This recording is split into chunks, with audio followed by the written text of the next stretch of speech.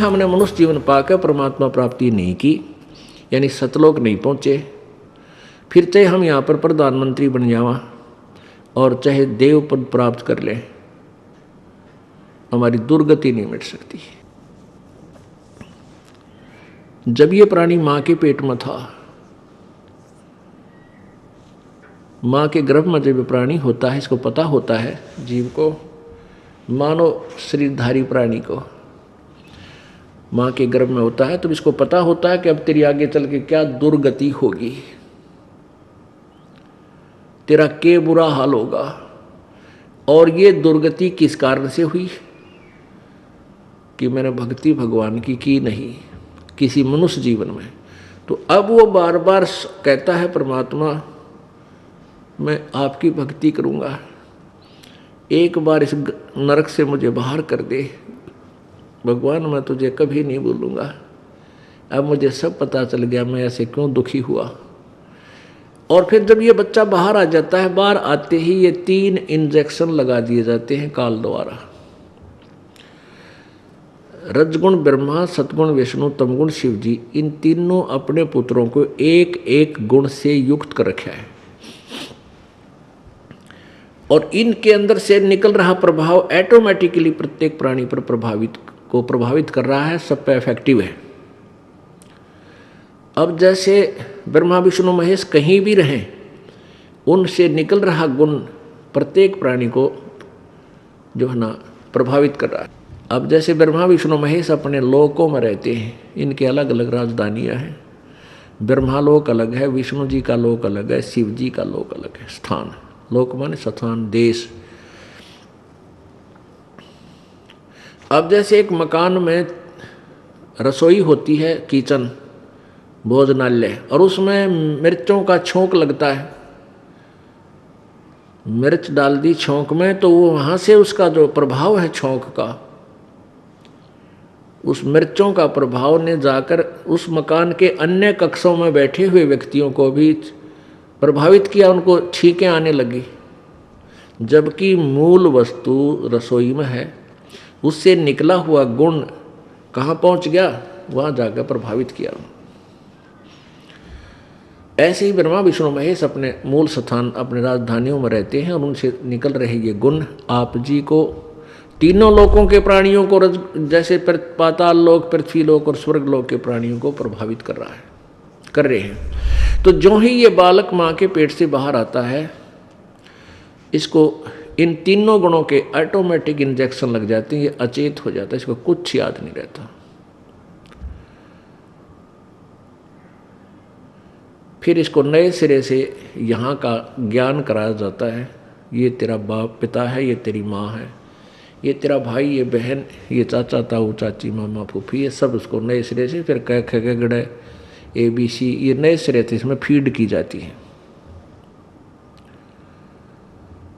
और फिर ये कहता है जब ये शरीर छोड़कर जाता है तो परमात्मा के दरबार में जब इससे अकाउंट लिया जाता है, तो ये क्या कहता है, भगवान मेरे को पता नहीं लगा,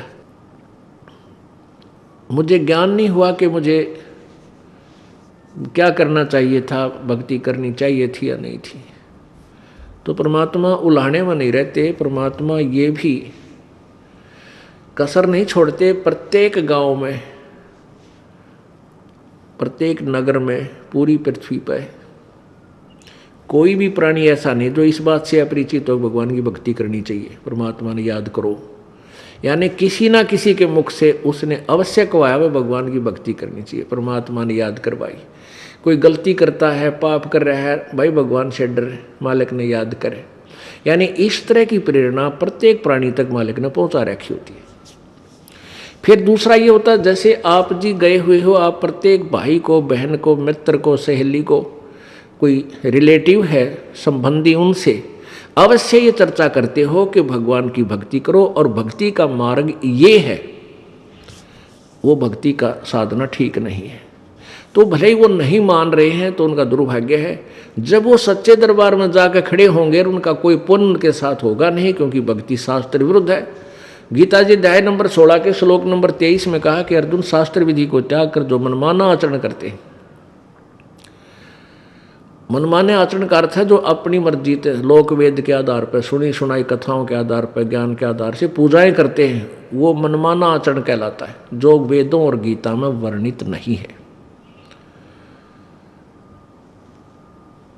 जो शास्त्र विधि को त्याग कर मनमाना आचरण करते हैं, उनकी ना तो कोई सिद्धि होती है, ना उनकी गति होती है, ना कोई सुख होता है, यूजलेस। तो जो साधना आप कर रहे थे वो तो उनके पास साथ भक्ति धन हुआ नहीं, और पापों की गठड़ी बंध गई पूरी। पाप बहुत इकट्ठे कर लिए, क्योंकि पाप तो दिन में बिना गिनती के होते हैं, और पुण्य करने के लिए विशेष व्यवस्था करनी पड़ती है, गुरु बनाना पड़े। फिर जैसे गुरु जी बताओ वैसे साधना, पूर्ण गुरु, नकली गुरुओं से पूजा नहीं, ना उनकी कोई द्वारा बताएगी साधना से लाभ होने वाला। तो ऐसे पूरा गुरु मिले, फिर आप सच्ची लगन से, सच्चे तरीके से लगे, तब पुण्य बने। तो पुण्य तक कोई उनका बना नहीं, पाप की गठड़ी बंद गई। फिर वहां जा खड़ा हुआ धर्मराज के दरबार में। अब वहां ये एक बहाना बनाता है कि भगवान मुझे किसी ने बताया कोई नहीं, भक्ति कर ले। तब इसका फिल्म चलाता है परमात्मा, ये सब आप जो भी बातें जिसके साथ कर रहे हो, वैसे कोई गुप्त का गलती कर रहा है, तो वो भी फिल्म बनकर भगवान के दरबार में पहुंच जाती है, और एक आपके अंतःकरण में, आपके कंप्यूटर में ऑटोमेटिकली फीड हो जाती है। तो जब ये वहाँ खड़ा होकर ये झूठ बोलता है, बहाना बनाता है, तो परमात्मा इसके कंप्यूटर से जो वहाँ भगवान के दरबार में इसके नंबर का है ऑन कर देता कि ले देख, ये भक्त तुझे क्या कह रहा है, ये बहन तुझे क्या कह रही है कि भक्ति कर ले, तू क्या कह रहा है, फिर देखेंगे किसने देखा है। ईब के भक्ति करने का टाइम से, बुढ़ा होकर भक्ति करूँगा। और भक्ति तने करी नहीं, बकवाद करता रहा। फिर ये कैसे कह रहा है कि मेरे को किसी ने बताया नहीं। फिर ये यूँ कर ले है, नीची गर्दन। भगवान गलती बन गई, बन गदा। अब गलती की सजा दूँ मैं, मेरे पास और कोई विकल्प नहीं। जिसी तू करेगा वैसा फल दे दूंगा। तेरा पुण्य होता तो स्वर्ग भेज दूँ, हो देवता बना दूँ, पुण्य नहीं है तो बन गदा।